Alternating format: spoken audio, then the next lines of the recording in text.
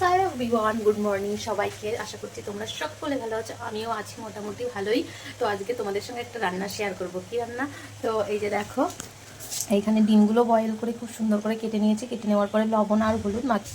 আর এই যে দেখো, এইখানে কড়াইয়ে তেল গরম করে নিয়েছি, ভীষণ পরিমাণে গরম হয়ে গেছে। তো এর মধ্যে এক এক করে এখন ডিমগুলো ছেড়ে দেবো।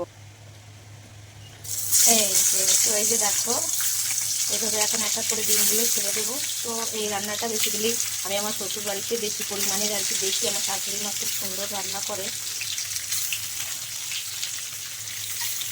তো এই যে দেখো, ডিমগুলো সব দেওয়া হয়ে গেছে। এখন এটা এপিট ওপিট করে খুব ভালোভাবে ভেজে নেব।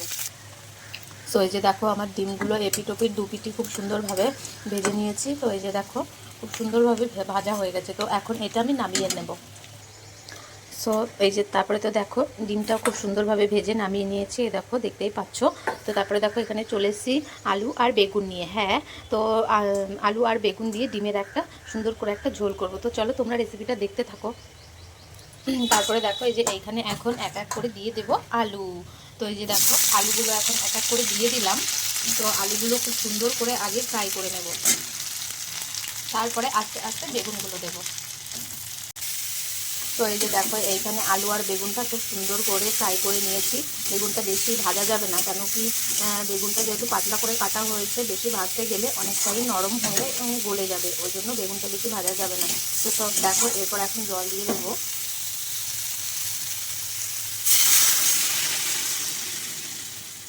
খুব একটা পরিমাণে জল দেওয়া যাবে না, যেহেতু বেগুনটা খুবই নরম।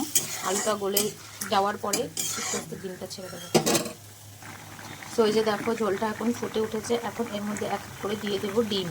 ডিমটা একটু জাল হতে হতেই আলুটা যেটুকু বাকি আছে সেটুকু সেদ্ধ হয়ে যাবে।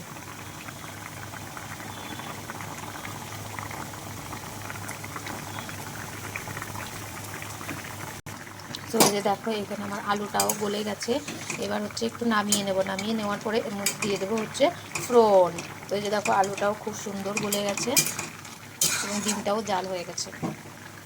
তো এই যে দেখো, এইখানে তেলটা গরম হয়ে গেছে। আর তেলের মধ্যে ফোড়ন দেবো হচ্ছে এই যে অল্প কটা জিরে, আর দেবো হচ্ছে রাঁধুনি। এই যে রাঁধুনিটা দিলে খুবই টেস্টি হয়। তো এর মধ্যে আর একটা অ্যাড করতে পারো তেজপাতা। তো তেজপাতাটা আমার কাছে অ্যাভেলেবেল নেই, জন্য আমি দিতে পারলাম না। তো এই যে দেখো, এখন যে তরকারিটা নামিয়েছিলাম সেটাই এখন এর মধ্যে ঢেলে দেবো। তো এই যে দেখো, তরকারিটা খুব ফোড়ন দিয়ে দিয়েছি। ফোড়ন দেওয়ার পরে খুব সুন্দরভাবে ফুটে উঠেছে। আর এর মধ্যে একটা জিনিস বলতে ভুলে গেছি, তোমরা লবণ হলুদ লঙ্কা অবশ্যই দিও। তো আমি এগুলো সব কিছু দিয়েছি। তো এই যে দেখো, তরকারিটা আরেকটু খুব সুন্দরভাবে ফুটে ওঠার পরে জিরের গুঁড়ো দিয়ে নামিয়ে দেবো। তো তোমরা অবশ্যই এভাবে ট্রাই করতে পারো। তো ভিডিওটি কেমন লাগলো অবশ্যই তোমরা কমেন্ট করে জানিও, এবং রান্নাটি কেমন লাগলো অবশ্যই তোমরা কমেন্ট করে জানিও। তো চলো, টাটা বাই, রাখছি। তো এই যে দেখো, আমার সবজিটা রান্না করা হয়ে গেছে। তো এই যে এইরকম হয়েছে। তো তোমরা যারা খুব তাড়াতাড়ি করে রান্না করতে চাও, তো এই রেসিপিটা অবশ্যই তোমরা ফলো করতে পারো। খুব ইজিলি তাড়াতাড়ি রান্না হয়ে যায়।